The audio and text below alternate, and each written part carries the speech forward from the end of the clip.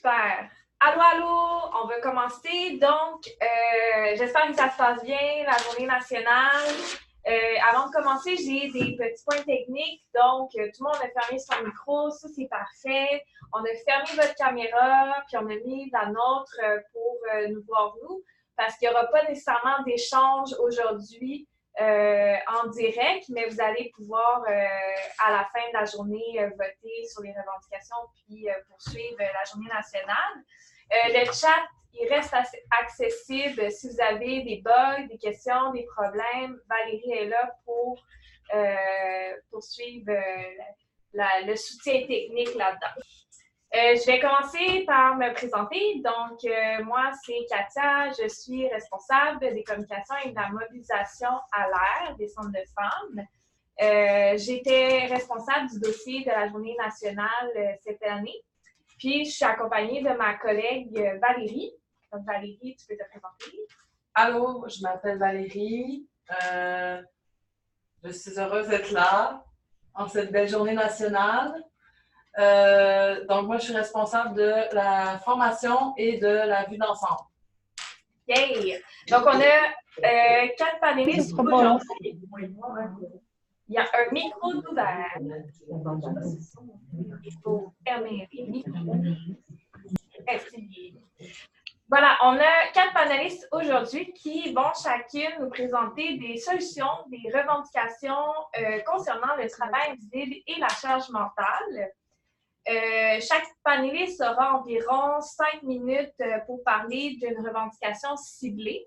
Puis je vais lever ma main après 5 minutes pour vous inviter à conclure et avancer. Donc, on va sans plus tarder commencer avec notre première panéliste qui nous parlera du revenu social universel garanti. On est avec Sylvia Bissonnette. Sylvia qui travaille depuis plus de 15 ans en défense des droits des personnes assistées sociales. Elle est présentement coordonnatrice du comité des personnes assistées sociales de Pointe-Saint-Charles. Alors, à toi la parole. Bonjour tout le monde. C'est un défi pour moi de parler du revenu social en 5 minutes. Le plus court que j'ai réussi à faire à date, c'est 15 minutes. Donc, mais, fait que, pour faire un résumé, là, vraiment,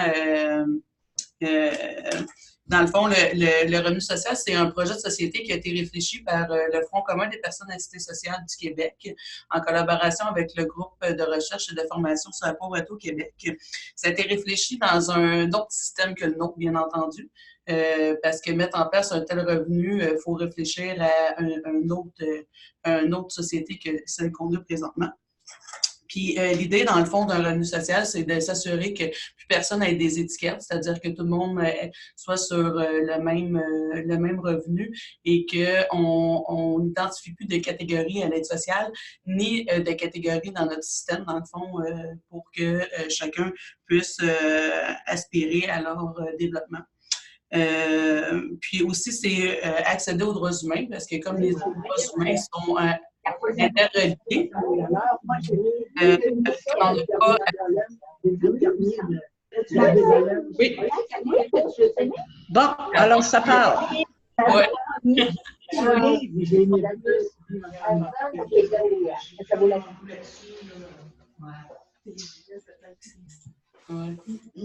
Bon. Donc, désolée, j'ai pris le temps que les gens s'installent, j'ai pris un petit moment. Donc, le droit à un revenu décent, pour nous, c'est vraiment important parce que quand on n'a pas accès à ce droit-là, il y a énormément de droits qui n'est pas respecté, comme l'accès le droit au logement, le droit à l'alimentation et le droit à la vie privée. Quand on est à l'aide sociale, il n'y a plus accès au droit à la vie privée. Donc, le revenu social universel garanti, ça a été un choix de mots. Dans le fond, ça a été réfléchi pour, comme définition. Donc, l'idée, c'est d'avoir, le revenu, c'est d'avoir un revenu pouvant couvrir les besoins essentiels pour tous et toutes. Le social, c'est tous les services publics qui doivent être universels et garantis. Le revenu qui doit être universel et garanti et les services publics. Donc, c'est soit on donne un revenu suffisant pour qu'on soit capable de couvrir à la fois l'éducation et le système de santé, les services sociaux, ou on les rend accessibles à tout le monde. Je vais arrêter là pour parler du revenu social. Dans le fond, il y a un argumentaire travaillé par le Front commun puis le groupe de recherche qui est sur le site du groupe de recherche où on parle des principes de base du revenu social et aussi on regarde les différentes hypothèses comme comment on pourrait se payer ça et ce que ça remplace aussi le revenu social. Dans le fond, l'idée, c'est de remplacer les revenus qui sont donnés par l'État et tous revenus qui sont des assurances, comme l'assurance chômage, le régime de congé parental, ça serait, on continuerait à les recevoir, la ARQ aussi. Parce que c'est quelque chose qu'on se paye avec nos salaires, dans le fond.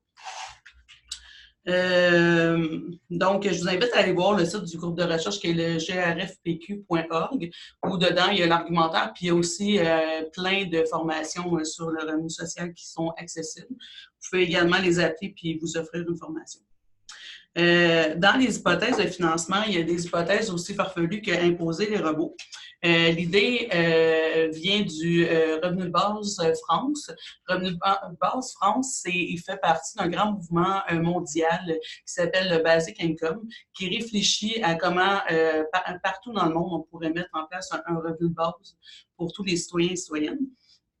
Et eux, ils prônent l'imposition des robots, considérant qu'ils nous remplacent présentement dans nos jobs et qui travaillent 24 heures sur 24. Donc, si on les imposerait, ça donnerait un revenu suffisant pour être capable de se payer ça. Donc, le basic income, on réfléchit à une définition du revenu de base. Donc, un revenu de base, ça devrait être universel, donc accessible pour tout le monde, individuel, donc tout le monde devrait y avoir accès, pas comme à l'aide sociale où quand on est 2 personnes, on a un chèque pour 2 personnes. Inconditionnel, on ne devrait pas avoir d'obligation d'avoir accès ainsi qu'un revenu décent. Dans le fond, pour eux, le revenu décent devrait être à 60% du revenu médian. C'est à peu près le montant demandé par le revenu social universel garanti, 60% de notre revenu médian au Québec. J'imagine que certains d'entre vous ont entendu parler du revenu de base proposé par les libéraux dans leur 3e plan de lutte à la pauvreté qui ne s'appelle plus comme ça, mais mettons que pour la forme, on va l'appeler de même. Donc, dans le revenu, les libéraux ont promis de mettre en place un programme qui s'appelle Revenu de base.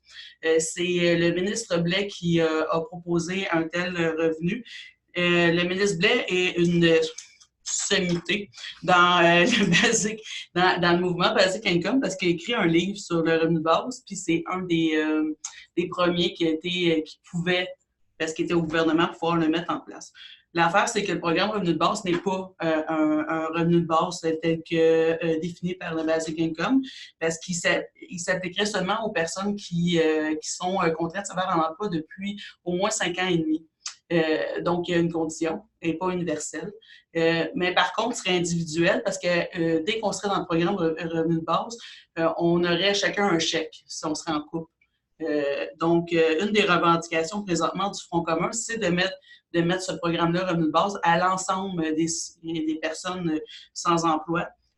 Parce que c'est eux, il y aurait la couverture des besoins essentiels, donc la mesure du panier de consommation, même si ce n'est pas une mesure qui garantit la sortie de la pauvreté, c'est déjà une belle amélioration pour leurs conditions de vie. Donc, le Front commun, ce qu'il revendique, c'est un revenu de base, c'est bien, mais pour tous et toutes, c'est mieux. Donc, c'est ce que je vous demanderais d'appuyer pendant votre semaine de campagne. Wow, merci Sylvia. C'est vraiment intéressant pour les centres de femmes. En tout cas, pour moi, c'est un concept qui est nouveau. Je suis sûre qu'on a plein de questions à te poser par la suite. On pourra, j'imagine, y revenir. Mais concrètement, tu dis 60% du revenu médian. Est-ce que vous avez un chiffre de combien chaque personne recevrait? Le chiffre qui a été entendu par les membres du Front commun des personnes de cité sociale, c'est, avant ce qu'on demandait, c'était le seuil de faible revenu selon Statistique Canada, qui était environ, on est rendu à presque 20 000 par année, si je ne me trompe pas. Mais en janvier 2018. Ils se sont appuyés sur la recherche de des risques pour demander le revenu, comment ça s'appelle? Selon les régions. Là. En tout cas, je ne me souviens pas, je m'excuse. Ça fait un petit bout que je ne me suis pas plongée sur ça.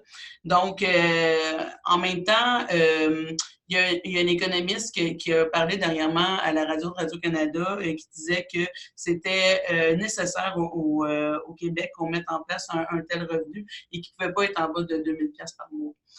Donc, clairement que ce n'est pas ce qu'on demande, 2 000 $ par mois. On est beaucoup plus raisonnable. Ça frôle le 1 500 $ par mois, ce qu'on demande. Là. Wow, merci. On va poursuivre, même si on en aurait parlé pendant 2 heures, avec Hélène Cornelier, qui depuis 40 ans, Hélène, tu contribues au développement des politiques publiques en droit et santé des femmes. Tu es aussi responsable des communications et du dossier travail invisible à la FEAS. On l'a vu dans notre vidéo aujourd'hui et elle nous parle de l'inclusion des heures du travail invisible dans le PIB national. Alors voilà, la revendication que je vous présente vient d'être annoncée, l'inclusion du travail invisible de l'ensemble des Canadiennes et Canadiens au PIB, produit intérieur brut. C'est pas une revendication très sexy, ça a l'air théorique, économiste, en général, on n'est pas là-dedans. C'est pas aussi concret que de demander l'augmentation, par exemple, des prestations au régime d'assurance parentale pour les parents et ou les proches aidants dans l'assurance chômage. Mais c'est une revendication qui a son importance. Vous avez déjà discuté du travail invisible, c'est votre thème cette année. Pour le PIB, qu'est-ce que c'est? C'est un indicateur qui quantifie pour un pays et une année donnée la valeur totale de toute la production de la richesse faite par les agents économiques à l'intérieur d'un même territoire, résidents d'ailleurs sur ce territoire. Alors, ce sont les ménages, les entreprises et l'administration publique. Pour la FEAS, la reconnaissance sociale et économique du travail invisible a des impacts majeurs sur le plan individuel, familial et sociétal. L'intégration du travail invisible au PIB rend visible cette production-là qui est essentielle à toute société et conséquemment permet d'enrayer la pauvreté des femmes en faisant preuve d'équité envers les femmes par la valorisation du travail qu'elles font au sein de la famille et de la communauté, en mettant en place des mesures de soutien, entre autres pour les parents et les proches aidantes, parce que c'est souvent des femmes, et en assurant des salaires acceptables à celles qui occupent des emplois similaires, généralement très mal rémunérés. On pense aux personnes en CPE, garderie, etc. Puis il y en a d'autres, les préposés aussi dans les centres, les institutions ou à domicile. Par ailleurs, la valorisation de ce travail permet de mieux en partager dans le couple, la famille, la responsabilité ou ce qu'on appelle maintenant la charge mentale. Ça permet aussi de mieux concilier famille, travail, études au sein de la société avec les employeurs et les institutions d'enseignement. Où est-ce que nous en sommes rendus maintenant? On dirait pas très loin. Comme le rappelle Ruth Rose dans la vidéo que vous avez vue ce matin, dès le 19e siècle, l'économiste John Stuart Mills et surtout sa femme Harriet en parlent de ce travail-là invisible. Mais le temps a passé et ce travail, bien que très rentable, n'est toujours pas pris en compte au PIB des pays. Il est plutôt pris pour acquis comme allant de soi. Ce sera lors des conférences internationales sur les femmes de Nairobi en 1985 jusqu'à Beijing en 2000 que l'ONU et ses pays membres soulèvent cet enjeu majeur sur le plan mondial, un enjeu important parce qu'il est la source de la pauvreté des femmes. Lors de la conférence de Beijing en 1995, les gouvernements reconnaissent à nouveau que les femmes assument une trop grande proportion du travail invisible dans la famille, ce qui compromet leur égalité sur le plan économique. Ils reconnaissent aussi que ce manque de reconnaissance est dû au fait qu'il n'y a pas les structures nécessaires pour le comptabiliser au PIB des pays. Donc, il est sous-estimé et souvent ignoré dans la production nationale. Malgré les engagements pris par les pays à l'ONU, la situation est encore la même ou à peu près le même aujourd'hui. Donc, depuis les conférences internationales sur les femmes, l'obligation de mesurer, comptabiliser et évaluer le travail non rémunéré et rémunéré, c'est-à-dire la contribution totale des femmes et des hommes, demeure un point d'ancrage sur lequel il faut s'appuyer pour aller de l'avant. Plus concrètement, qu'est-ce que c'est cette valeur-là au PIB? En 1995, l'ONU a fait l'exercice avec les pays membres et a estimé la valeur annuelle du travail invisible des femmes à 11 000 milliards de dollars américains.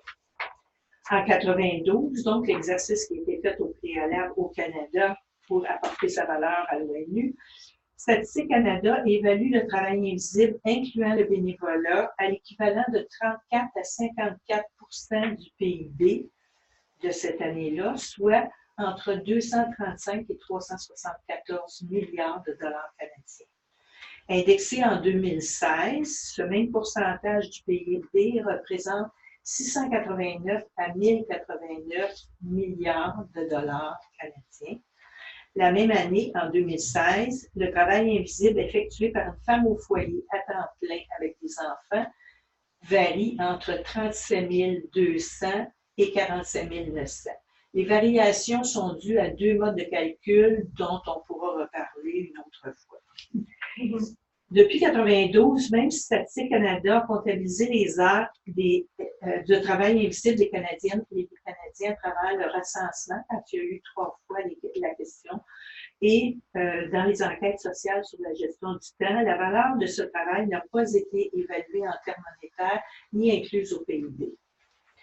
Pour la FIAR, ce dossier est au cœur de sa mission depuis sa fondation en 1966. Au fil des ans, elle a milité pour obtenir des mesures en lien avec différents aspects du travail invisible et a obtenu plusieurs gains. Les années ont passé et en 2001, la FIAS a créé la Journée du travail invisible le 1er mardi d'avril, une campagne annuelle qui aura 20 ans le 7 avril 2020. Cette démarche vise à faire comprendre l'importance de la non-reconnaissance du travail invisible comme obstacle majeur à l'égalité entre les femmes et les hommes et comme facteur de la spirale de la pauvreté des femmes, comme ce fut souligné à plusieurs reprises à l'ONU. Pour la FIAS, que l'Ordre des centres de femmes du Québec fasse science de cette revendication, c'est un pas majeur dans ce dossier. C'est le signe que le dossier du travail invisible fait son chemin dans la population et les organisations féministes et communautaires. La FIAS souhaite que cela fasse boule de neige parce que le travail invisible, ça compte. Merci.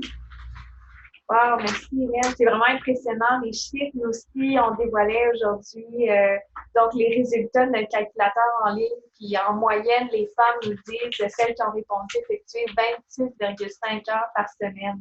Et qu'on le mette plus tard sur notre Facebook, mais ça représenterait environ 400 $ de plus par semaine chacune. C'est incroyable.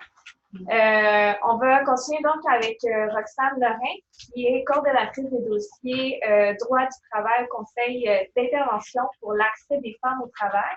Puis cet après-midi, elle nous parle de loi cadre en matière de conciliation famille, travail, études.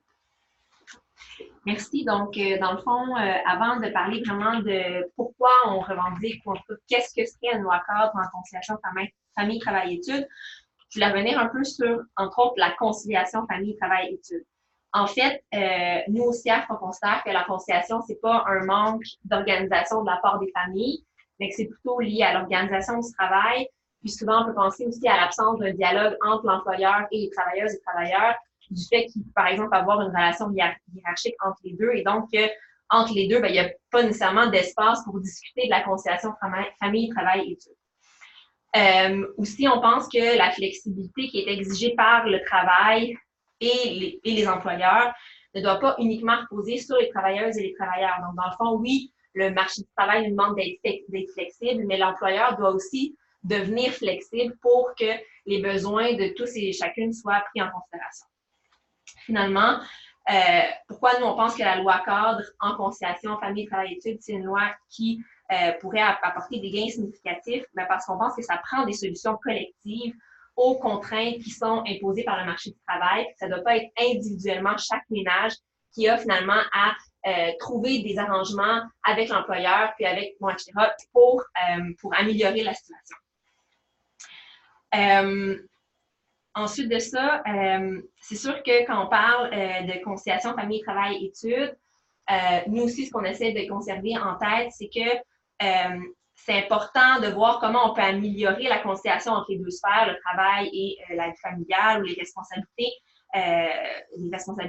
la charge mentale, le travail invisible, tout ça. Mais en même temps, il ne faut pas faire en sorte qu'on crée des conditions qui font que les femmes sont plus à la maison ou assument davantage de responsabilités familiales. Parce que dans le fond, avec plus de responsabilités au détriment de leur autonomie financière. Parce que dans le fond, il faut vraiment que ça permette que ça ne les coince pas, elles, dans davantage de charge mentale. Puis aussi, c'est important de voir aussi qu'en conciliation famille-travail-études, on peut penser des fois à des solutions, mais il faut toujours faire attention à l'impact que ces solutions peuvent avoir là, par exemple, pour les travailleuses et les travailleurs. Par exemple, quand on pense au télétravail, on va dire, c'est par exemple une solution qui peut faciliter la conciliation famille-travail-études. Mais ensuite de ça, quand on fait du télétravail, ça veut dire que des fois, on a comme travailleuses et travailleurs des outils, par exemple, un téléphone cellulaire qui nous rend accessible de manière plus facile. Puis là, dans le fond, sont où finalement les limites ou les frontières entre le travail et notre vie familiale. Donc, des fois, une solution qui peut paraître un avancé pour la conciliation, finalement, est-ce que c'en est vraiment une? Donc, c'est pour ça qu'on pense, entre autres, pour toutes ces raisons-là, que ça prend vraiment une loi cadre en conciliation famille-travail-études, une loi qui va vraiment venir baliser de manière structurante et universelle, dans le fond, des obligations pour les employeurs dans tous les secteurs, autant privés, publics que parapublics, pour vraiment avoir quelque chose d'uniforme et puis éviter que la conciliation repose finalement sur du cas par cas ou vraiment des situations individuelles, employeurs, travailleuses et travailleurs. C'est sûr qu'au niveau de la revendication pour une loi cadre, l'idée, c'est vraiment de promouvoir et soutenir la conciliation famille, travail, études. Mais on pense aussi que cette loi-là doit être accompagnée d'une vaste campagne de sensibilisation, d'information et de formation pour permettre tant aux employeurs de bien comprendre comment ils doivent appliquer cette loi cadre-là, mais aussi pour permettre aux travailleuses et travailleurs de bien comprendre quels sont leurs droits d'y recours en vis-à-vis de cette loi cadre-là. Puis l'idée de cette loi cadre-là, c'est vraiment de faire en sorte que tous les milieux, autant de travail et d'enseignement, soient obligés d'avoir des directives claires, uniformes et universelles pour vraiment accompagner les employeurs et qu'il y ait vraiment une politique au sein de chaque milieu de travail ou d'enseignement. Quand on pense à des exemples qui pourraient être dans la loi cadre, c'est sûr qu'on peut penser à plein de choses.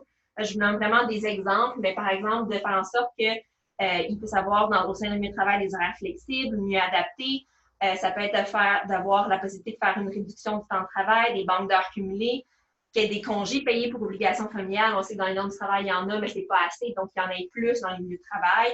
Que les travailleurs puissent prendre des congés sans solde ou autofinancés, qu'ils puissent avoir des répartitions des vacances, puis aussi des répartitions de vacances en fonction des réalités de chaque famille. Est-ce que j'ai besoin de prendre mes vacances un peu en petite partie pour quand les enfants ont des journées pédagogiques, pour soutenir soit mon rôle de proche aidant, etc., avec les rendez-vous. Donc, de voir vraiment à ce qu'il y ait de la flexibilité au sein des différentes mesures qui sont mises en place dans les milieux. Puis l'idée, c'est vraiment par la loi cadre que l'État finalement s'engage avec tous les ministères à faire la promotion puis à soutenir la conciliation famille, travail, études, que vraiment avoir le rôle et les responsabilités de chaque acteur qui soit bien défini pour tout ça. Je sais pas, je suis encore correcte dans mon temps. Reste une minute. Okay, c'est bon. Okay, bon. Je pas.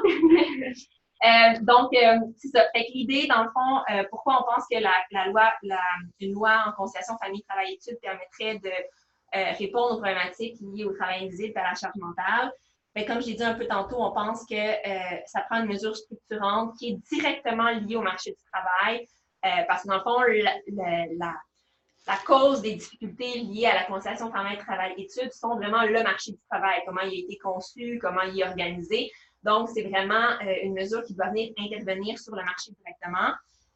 Puis, même en allant un peu plus loin, on peut penser que la conciliation, c'est un droit. Dans le fond, on ne devrait pas devoir prendre sur nos épaules, d'avoir à concilier des responsabilités familiales, la charge mentale. Ça doit vraiment être un droit d'avoir accès à des mesures qui nous permettent de concilier la famille, le travail et les études.